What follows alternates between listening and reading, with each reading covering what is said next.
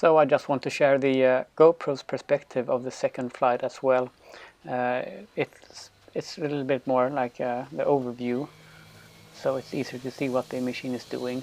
I'm also going to throw in a couple of still photos here in the clip to just show some of the steps on the way towards this second version of the Levitator.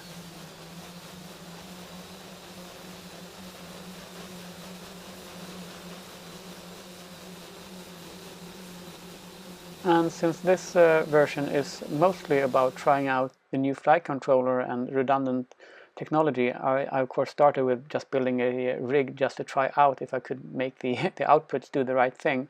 So this is my 4-armed rig for the orange cube with servos and motors and yaw motors and stuff.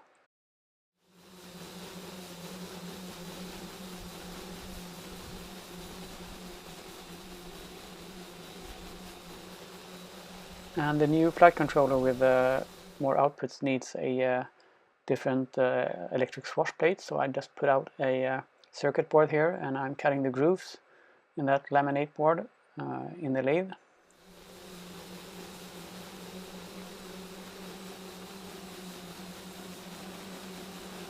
Although this machine has 4 wings, the combined wing area is the same. You can see the 3 old wings there in the background and the 4 new ones. Without the control surfaces in this picture. Well, here they are with the control surfaces. The control surface area is like 25% larger than in the original setup combined.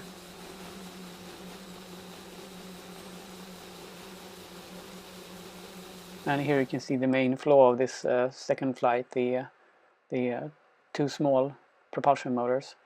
And here in retrospect you can see they look kind of puny, although you have 1 extra, they're still like too small for the job.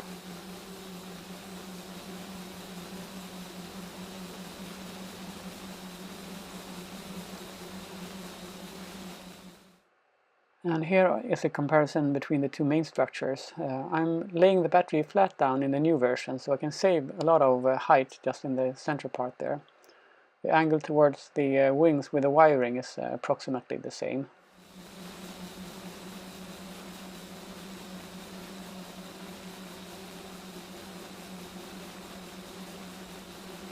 Yeah, so here's the welded frame with these temporarily attached control surfaces of chloroplast. It's polycarbonate, so it's pretty durable, I think, and UV resistant as well.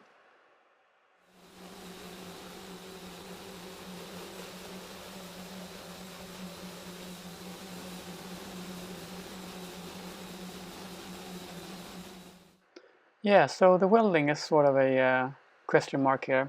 It gets very soft. The aluminum loses its hardening when you weld it, but it gets very ductile as well, so it's difficult to bend it and break it, but it's also soft, so I don't really know if it's for better or worse. But I do drill some holes in the welded sections, and I think that's a good thing, since I don't think the cracks will develop from those holes, since the material is dehardened there. But again, the whole wing gets sort of weak at the welds, but it's not brittle. It's more like chewy and very like it can take a lot of bending without breaking.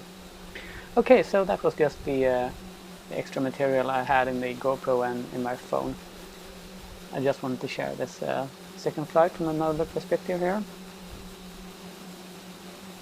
Okay, so I will see you in the next video, hopefully a little warmer weather and hopefully with a significantly more powerful setup, so that I can fly properly with the altitude hold and other functionality as well. Bye!